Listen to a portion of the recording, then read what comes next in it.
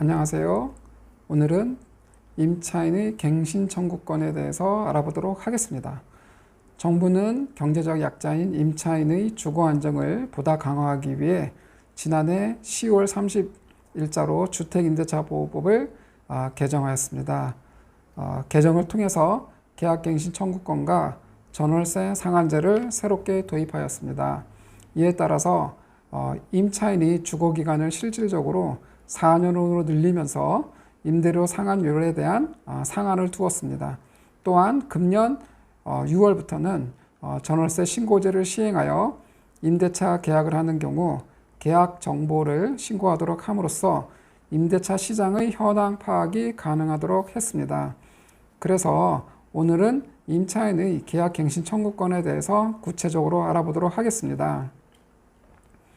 첫 번째로 보면은 임차인의 계약갱신 청구권의 행사 방법에 대해서 알아보도록 하고요. 둘째, 임차인의 갱신 청구권에 대한 임대인의 거절 사유에 대해서 알아보겠습니다. 셋째, 재계약이나 갱신계약에 따른 임대료 상한의 한도. 넷째, 전세에서 월세 또는 월세에서 전세로 전환하는 경우에 그 전환 방법에 대해서 알아보겠습니다. 끝으로 임대인이 실입주 한다고 하여 임차인을 내보냈는데 다른 제3자와 임대차 계약을 한 경우 임차인이 임대인에게 청구할 수 있는 손해배상액을 어떻게 산정하는지 그 방법에 대해서 알아보도록 하겠습니다. 첫 번째로 계약갱신 청구권의 행사. 1. 계약갱신 청구권의 내용은 주택임대차보호법 제6조의 3, 1항에 규정되어 있습니다. 그래서 임대인은 임차인이 임대차 기간이 끝나는 6개월 전부터 1개월 전까지 계약갱신을 요구하는 경우 정당한 사유 없이 거절하지 못한다. 그러니까 결국은 임대인은 임차인이 계약갱신 청구권을 요청했을 때 정당한 사유가 없으면 거절할 수 없습니다. 그리고 2020년 12월 10일 이후로 최초로 계약이 체결되거나 갱신계약이 된 경우에는 6개월 전부터 2개월 전까지 계약갱신 청구권을 행사할 수 있습니다. 두 번째, 계약갱신 청구권은 임차인이 희망하는 경우 1회에 한하여 청구할 수 있는 권리로서 갱신되는 임대차의 존속기간은 2년으로 본다. 세 번째, 묵시적 갱신. 임대인이 임대차 기간이 끝나는 6개월 전부터 2개월 전까지의 기간에 임차인에게 갱신 거절이 통지하지 아니하거나 계약의 조건을 변경하지 아니하면 갱신하지 아니한다는 뜻의 통지를 하지 아니한 경우, 그러니까 임대인이 임차인에게 특별한 언급이 없이 계약이 계속 연장된 경우를 우리가 묵시적 갱신이라고 하는데요. 이렇게 계약이 연장된 경우 전 임대차와 동일한 조건으로 다시 임대차한 것으로 본다라고 되어 있습니다. 그래서 이 묵시적 갱신 상태로 임대차 계약이 존속 중인 경우에도 갱신 기간 만료 전 6개월에서 2개월 사이에 임차인은 갱신 청구권을 행사할 수 있습니다. 그러면 이에 대한 예를 한번 보면요. 2018년 1월 1일에 전세 기간이 시작돼서 2020년 1월 1일에 전세가 만료되는데 임차인과 임대인이 합의하여 재계약을 했거나 임대인과 임차인이 재계약 등에 관한 별도 얘기가 없이 묵시적으로 갱신이 되어 임차인이 계속해서 해당 주택에 거주하게 되면 그 기간은 2022년 1월 1일까지 연장됩니다. 이 연장된 상태에서 그 종료 전 6개월에서 1개월 사이인, 그러니까 21년 7월 1일서부터 12월 1일 사이에 임차인은 갱신 청구권을 행사할 수 있습니다. 그래서 임차인이 갱신 청구권을 행사하는 경우 임대인은 실거주 목적으로 입주하는 등 특별한 사정이 없으면 계약갱신 청구권을 거절할 수 없습니다. 결국 임차인은 새로운 2년을 더 추가해서 2024년 1월 1일까지 거주할 수 있게 됩니다. 넷째, 행사 방법. 구두 문자 메시지, 이메일, 내용 증명 우편 등의 방법이 모두 가능합니다. 다만 차후 임대인과 임차인의 분쟁이 발생하는 경우에 그 경우를 대비해서 근거 자료를 남기는 것이 중요합니다. 따라서 내용 증명의 경우를 제외하고는 구두 시에는 녹취를 하고 문자 메시지나 이메일의 경우에는 소유자의 답장을 받아두시는 것이 좋습니다. 이번에는 임차인의 갱신 청구에 대한 임대인이 거절할 수 있는 정당한 사유에 대해서 알아보도록 하겠습니다. 아래 열거한 사유가 있는 경우에는 임대인은 임차인의 갱신 청구를 거절할 수 있습니다. 1. 임차인이 이익의 차임액에 해당하는 금액에 이르도록 차임을 연체한 사실이 있는 경우. 2. 임차인이 거짓이나 그 밖에 부정한 방법으로 임차한 경우. 3. 서로 합의하여 임대인이 임차인에게 상당한 보상을 제공한 경우. 넷째, 임차인이 임대인의 동의 없이 목적주택의 전부 또는 일부를 제3자에게 전대한 경우. 다섯째, 임차인이 임차한 주택의 전부 또는 일부를 고의나 중대한 과실로 파손한 경우. 여섯 번째, 임차한 주택의 전부 또는 일부가 멸실되어 임대차 목적을 달성할 수 없는 경우.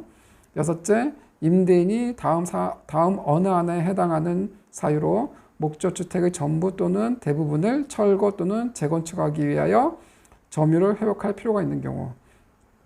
그래서 철거나 재건축의 경우 또는 노후 훼손 또는 일부 멸실 등으로 안전사고 우려가 있는 경우 또는 다른 법령에 따라 철거나 재건축이 이루어지는 경우입니다. 여덟째, 임대인이 목적주택에 실제 거주하려는 경우, 이 경우가 가장 대표적인 경우인데요. 그래서 임대인은 임차인의 갱신 청구에 대해서 본인이 직접 실거주 목적으로 입주하는 경우에는 임차인의 갱신 청구권을 거절할 수 있는데 임대인의 범위에는 임대인의 직계 존속, 그러니까 그 부모, 직계 비속, 그 자식들까지 포함합니다. 그래서 부부가 공동 명의인 경우에는 결국은 와이프의 부모님, 그러니까 장인, 장모도 여기에 포함되겠습니다. 다만 공동 명의가 아닌 경우에는 장인, 장모는 결국 포함되지 않습니다. 아홉 번째, 그 밖에 임차인이 임차인으로서의 의무를 현저 위반하거나 임대차를 계속하기 어려운 중대한 사유가 있는 경우. 이상의 경우에는 임대인은 임차인의 갱신 청구를 거절할 수 있습니다. 세 번째, 임대료 상한. 전월세 상한제 도입에 따라 존속 중인 계약에서 임대료를 증액하거나 계약갱신 청구권을 행사하는 경우 임대료 상한은 5% 내로 제한됩니다. 그리고 임대차 기간 동안 1년마다 임대료를 계속 5%씩 올릴 수 있는지, 현재의 임대료가 임차주택에 대한 조세공과금, 그 밖의 부담의 증가나 경제사정의 변동으로 인하여 적절하지 아니하게 된 때에는 장래를 향하여 증액을 청구할 수 있다. 즉, 특별한 사정이 없는 한 1년마다 5%씩 증액하는 것은 불가능합니다. 전월세 전환. 말씀드렸듯이 계약갱신 청구권을 행사할 시에 전세에서 월세로, 월세를 다시 전세로 전환하는 것이 가능합니다. 다만 전 임대차와 동일한 조건으로 다시 계약하는 것으로 보며 임차인이 동의가 있어야만 전환이 가능합니다. 그리고 이 전환 시에는 법정 전환율이라는 게 있는데요. 이 법정 전환율은 기준금리 플러스 2%입니다. 그래서 기준금리가 현재 0.5%이므로 전환율은 2.5%가 됩니다. 그래서 예를 들어 보면 계약갱신 청구권 행사 시에 전세가 원래 5억인 경우 이거를 월세로 전환한다고 했을 때 5억에 대해서 5%를 증액하면 전세보증금은 5억 2,500이 되고, 이를 다시 월세로 환산했을 때 보증금을 2억 2,500으로 하면 월 차임은 나머지 3억에 대해서 전환율 2.5% 나누기 12개월 하면 월세는 62만 5천 원이 됩니다. 결국 종전에 전세 5억 원은 5%를 증액해서 보증금 2억 2,500에 월세 62만 5천 원으로 전환되는 것입니다. 또한 월세를 전세로 전환할 수 있는데요.